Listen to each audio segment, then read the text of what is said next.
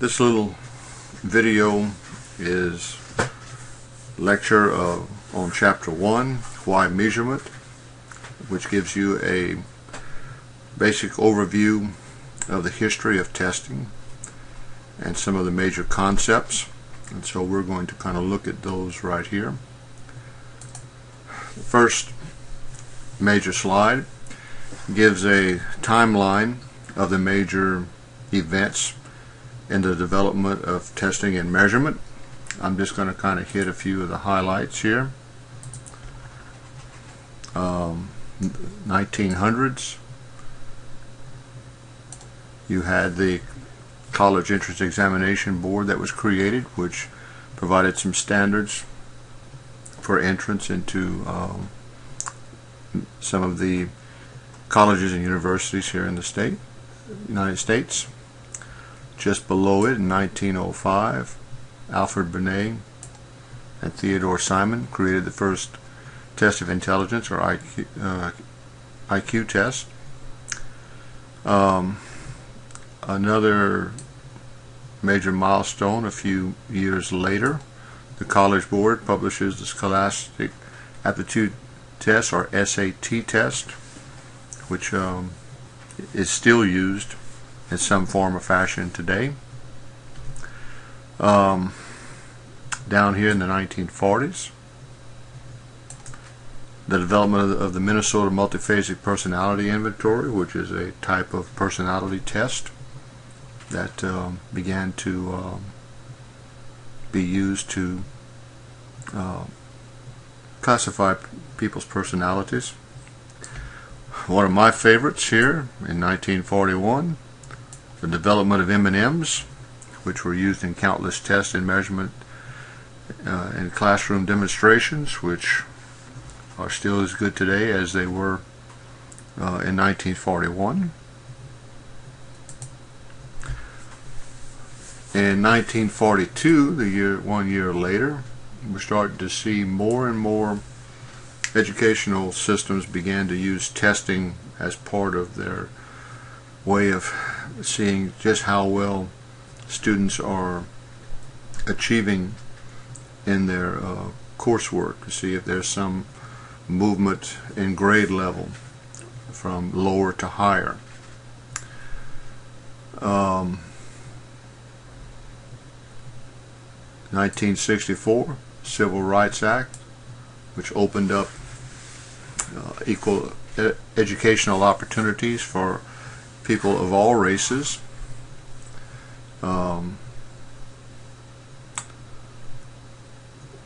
For us in vocational education, 1975, John Holland's classification system of careers,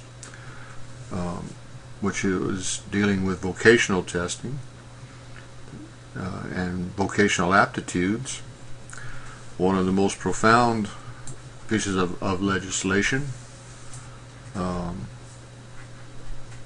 come out of the Congress in its history, the Education for All Handicapped Children Act, Public Law 94142, which provided a free and public education for those children who are handicapped and giving them equal opportunities in the classroom.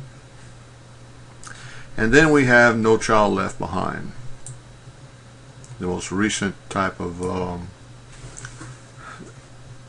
legislation that has basically instituted some high-stakes testing and evaluation for school systems on the local level in order to meet certain criteria for improvement in order to get federal funds. So testing, as you can see, over the last almost 100 years is very big business and a very integral part of the educational process. To define a test, you can pick any of the following. It's a tool, a procedure, test, device, examination, investigation, assessment, or measure of an outcome, which is usually some kind of behavior. You and I are looking for some type of behavior that the student has either learned or has gained in order for us to document that gain. And we can use a test just like we would use any type of tool in a toolbox in order to maximize our abilities to get a job done. The other adjectives that you see right there can also describe any kind of test that you and I give. Maybe we have some types of testing procedures that happen on a regular basis. The word test right there, we can put together a test, create one that will measure what it is we're asking for. Today we test on computers. We can sort of use devices to make that happen. Assessments are developed. We have our entrance test, the compass test, which can be looked at as an assessment tool to see if we can predict the relative success that a student may have in a program of study based on their entrance scores. And so we can define tests in a lot of different ways, and we can use them in a lot of different ways. Normally we will test these things right here: achievement, personality, aptitude, ability, or vocation. Achievement tests, way back when, I remember going to school in Acadia Parish. Every year we were given the California Achievement Test, or CAT test. And that achievement test was a way to measure our progress during that school year. We were tested right after we started school for a day or so, and then tested during the last few days of school. And we would call that a pre-test, post-test type of system. And so our school and our school system were able to make judgments on how well we progressed as a class or else as a school from that academic year. We do have tests that deal with personality. You can take these tests, which will tell you if you have a sort of low-key type of personality, or a excitable personality. Psychologists administer these. We've all heard of the ink blot or tests. You know, where you'll see some ink blots, and the psychiatrist or psychologist will ask you what type of picture do you see there in that ink blot, and that will help them to kind of analyze your personality. Aptitude tests, one of the most common aptitude tests that I'm familiar with is the ASVAB.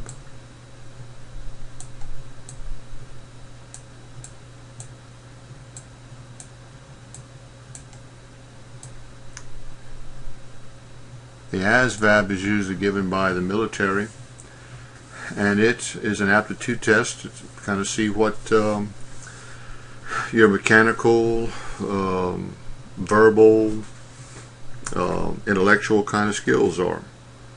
And they have keyed the test to be able to see where your best fit would be in the military, what you would be well adapted for doing. And so we took that in high school.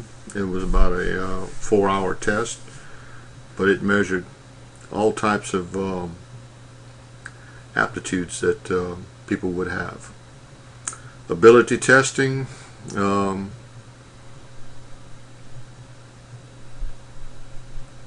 that pretty much kind of, I guess, is about the same as aptitude testing, to see how well you can do something.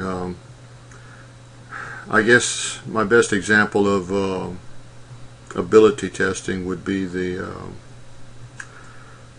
program that the NFL has for high school, for college seniors who graduate, and they bring them to Indianapolis and test them in how fast they can run, how much weight they can lift, how high they can jump, how fast they can run these little obstacle courses.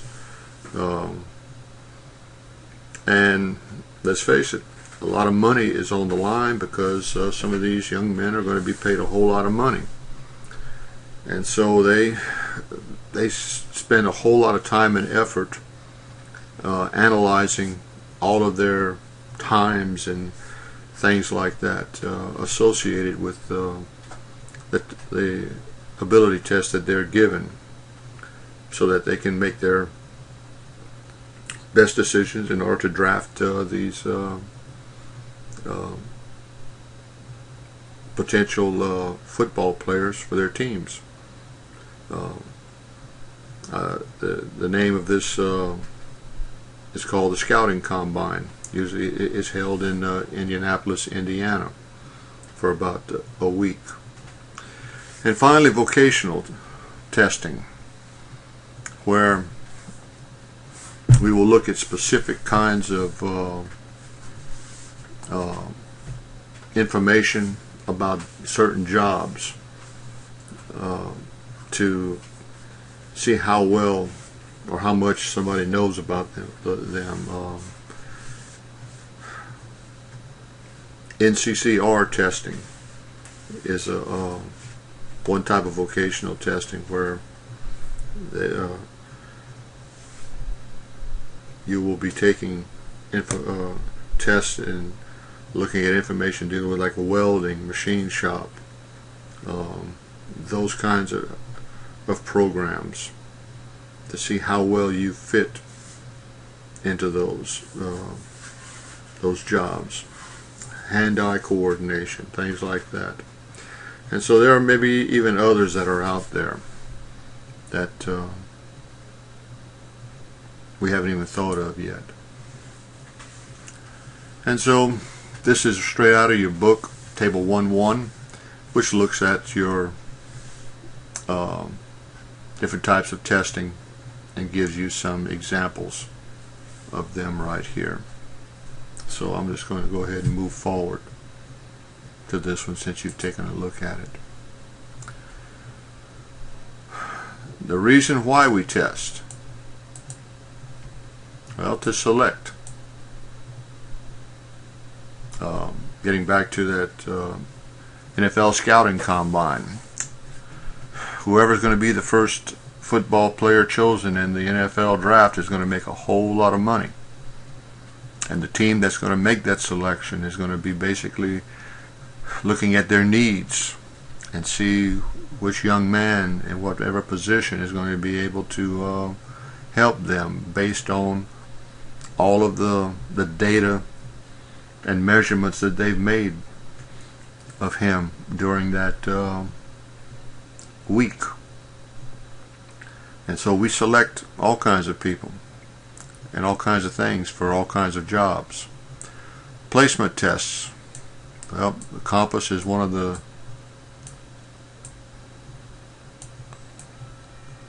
tests that we use quite a bit for students to be able to get into our technical college programs. They have to make a minimum score on reading, writing, and mathematics. If they make the scores, then they can move right on into their course of study. If they come up short on those scores, then they come to people like myself and take some developmental ed courses so we can get their reading, writing, and math up to speed so they'll have success. Diagnosis. There are all kinds of tests out there to see what kind of problems somebody might be having. I know when I first was diagnosed that I needed glasses, I went through a whole battery of visual tests to be able to first of all see if I had a problem, and then once it was identified that I did, I went through another battery of tests that the doctor gave to see what exactly my problem was with my vision. Hypothesis testing. This gets into educational and basically scientific research, where somebody has a educated guess about what is going on in the world and wants to prove that that hypothesis or educated guess is true or valid. And so they go through all kinds of testing to prove that. And then to classify. We will classify, I guess grades would probably fall under that category, where we'll classify if the work is done at an A level, B level, C level, or so forth. Which, again, one level distinguishes itself from another, and that's important. Now, we need to remind ourselves about a few things. Some behaviors can be observed more closely than others. We can't always be right there when something takes place.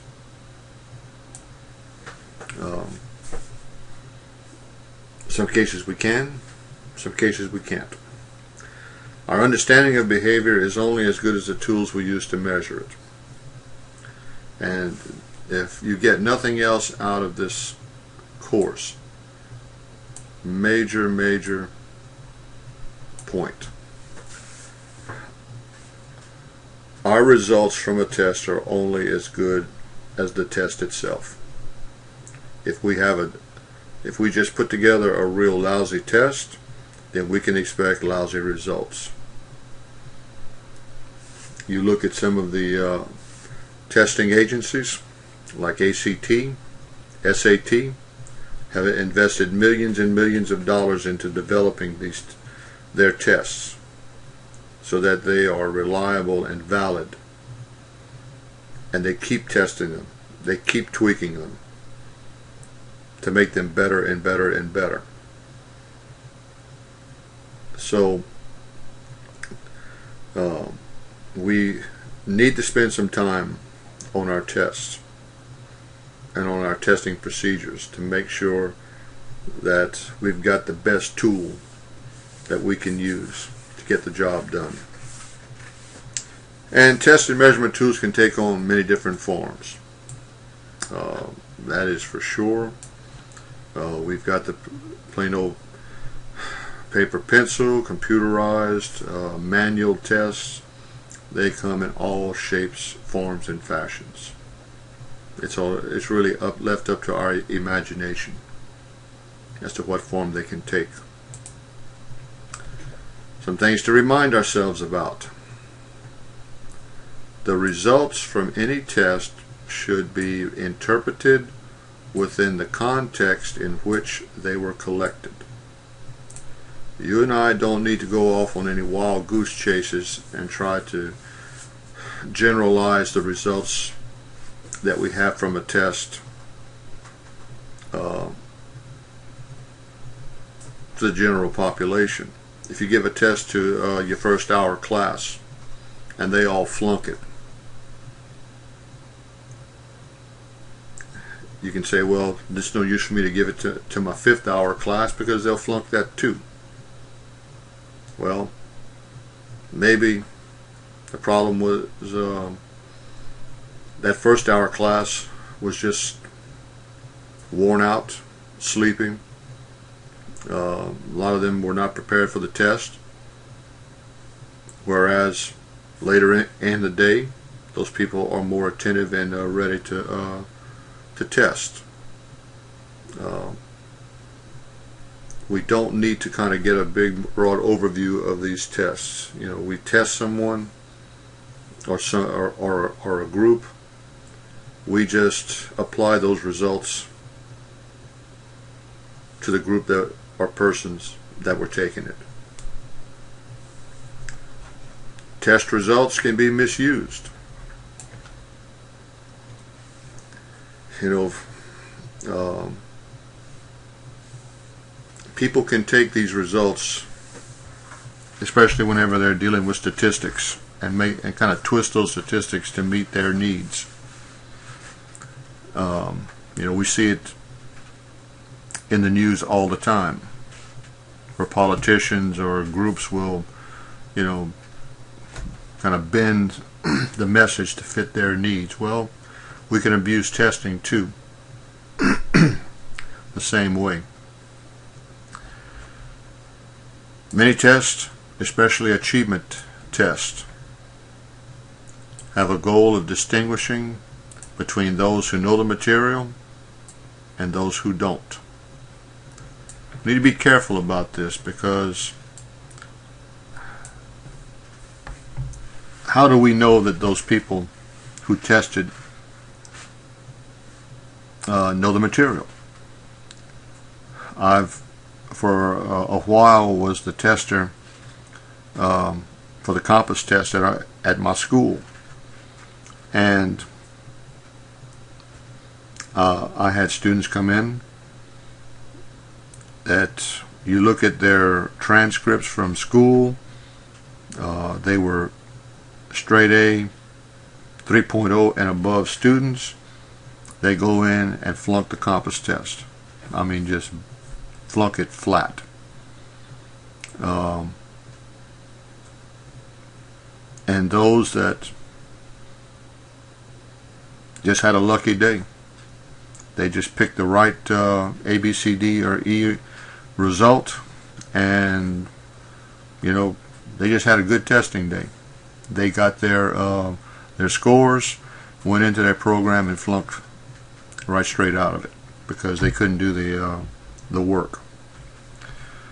We just need to be careful in generalizing that somebody doesn't know anything because their test scores are bad. So don't make those generalizations. Be very careful about that. It's a test. That's all it is.